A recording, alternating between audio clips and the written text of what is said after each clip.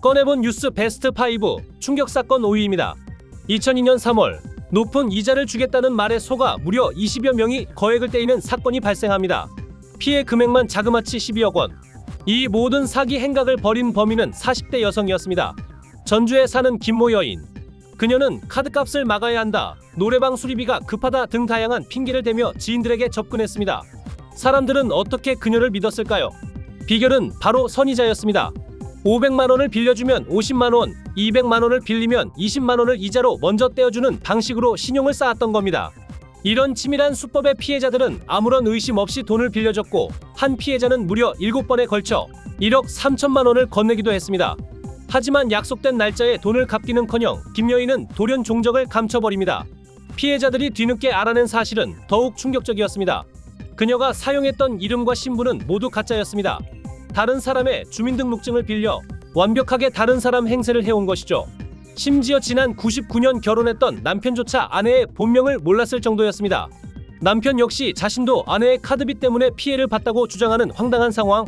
피해자들의 진술을 종합해보면 이 여성은 전주뿐만 아니라 부산, 충남, 제주 등 전국을 돌며 사기 행각을 벌인 전문 사기범으로 추정됩니다. 치밀한 계획으로 접근해 지인, 심지어 남편까지 완벽하게 속인 12억 원의 사기 사건. 충격사건 5위였습니다. 다음으로 충격사건 4위입니다. 화투를 치던 70대 노인들이 판돈 문제로 다투다 한 명이 목숨을 잃었습니다. 사람을 해친 이유가 고작 100원 때문이었습니다.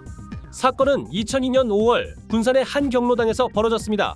70대 노인 3명이 모여 화투판을 벌였고 소소한 내기가 오고 갔죠.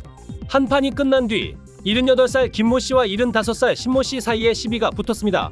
사건의 발단은 1등에게 주기로 한 판돈 200원이었습니다. 점수가 가장 낮았던 김 씨가 신 씨에게 200원을 줘야 했지만 100원밖에 주지 않은 것이 문제였습니다. 이에 화가 난 신 씨가 김 씨의 지갑에서 직접 돈을 꺼내 가면서 몸싸움이 시작됐습니다. 결국 격분한 김 씨가 신 씨를 밀어 넘어뜨렸고 땅바닥에 머리를 부딪힌 신 씨는 병원으로 옮겨졌지만 끝내 숨지고 말았습니다. 경찰 조사에서 김 씨는 내 돈 100원을 마음대로 가져가 홧김에 밀었다고 진술했습니다. 단돈 100원에서 시작된 사소한 다툼이 한 사람의 목숨을 앗아간 비극으로 번진 사건이 충격사건 4위였습니다. 충격사건 3위입니다.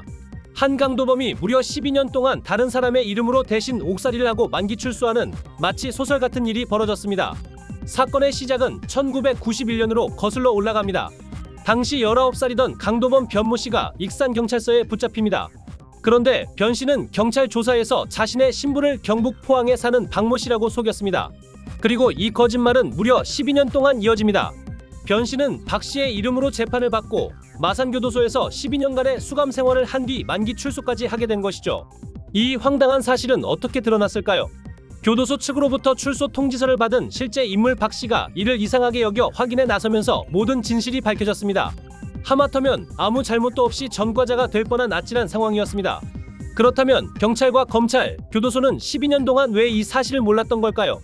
경찰은 피의자의 신원 확인을 제대로 하지 않은 채 사건을 검찰에 넘겼고, 지문 확인을 통해 뒤늦게 신원이 다른 것을 알았지만 제대로 된 후속 조치를 취하지 않았습니다. 교도소 역시 출소를 불과 한 달 앞두고서야 이 사실을 파악하는 등 사법 시스템 전체에 구멍이 뚫린 총체적 부실이 드러났습니다. 결국 익산경찰서는 서류상으로 12년간 억울한 옥살이를 한 실제 박 씨에게 부랴부랴 사과해야 했습니다. 한 사람의 인생을 통째로 뒤바꿀 뻔한 어이없는 실수. 12년간의 대리 옥살이 사건이 충격사건 3위를 차지했습니다. 다음으로 충격사건 2위입니다. 2001년 7월 익산의 한 50대 극장 대표가 한적한 시골마을 공터에서 불에 타 숨진 채 발견됩니다.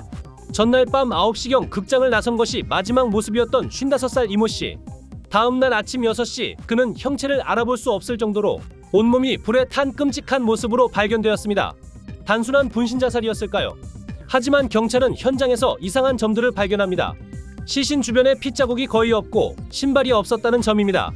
이를 토대로 경찰은 이 씨가 다른 곳에서 살해된 뒤 시신이 이곳에 유기되었을 가능성이 크다고 보고 타살에 무게를 둡니다. 조사 결과 이 씨는 최근 극장을 개보수하며 많은 빚을 져 금전 문제로 고민이 많았던 것으로 알려졌습니다. 경찰은 현장에서 차량 바퀴 자국과 지문 등을 채취해 국과수의 감식을 의뢰하며 본격적인 수사에 나섰습니다. 과연 그에게는 무슨 일이 있었던 걸까요? 시골 공터에서 불에 탄 채 발견된 극장 사장의 기묘한 죽음. 충격사건 2위였습니다. 꺼내본 뉴스 충격사건 베스트 5 대망의 1위입니다. 2002년 7월 34살의 아들 이모 씨가 자신의 친어머니를 흉기로 잔인하게 살해하는 끔찍한 사건이 발생합니다. 범행 직후 이 씨는 알몸으로 전주 시내를 돌아다니다 경찰에 붙잡혔습니다. 경찰 조사 결과 그는 특수절도 혐의로 1년 6개월을 복역하고 출소한 지 불과 5일 만에 이런 끔찍한 범죄를 저지른 것으로 드러났습니다. 더욱 충격적인 것은 범행 당시 집안에는 그의 동생이 잠을 자고 있었지만 이 끔찍한 사실을 전혀 눈치채지 못했다는 점입니다. 경찰에 붙잡힌 이 씨는 조사 과정에서 믿기 힘든 말을 내뱉습니다. 제가 어머니를 죽였습니다. 제가 다시 어머니를 살려내겠습니다. 제가 죽고 난 다음에 어머니를 재림시키겠습니다. 자신이 어머니를 살릴 수 있다며 횡설수설하는 모습을 보인 것이죠. 경찰은 이 씨에 대한 정신감정을 의뢰하는 한편 정확한 범행 동기를 조사했습니다. 출소 5일 만에 벌어진 아들의 믿을 수 없는 범죄.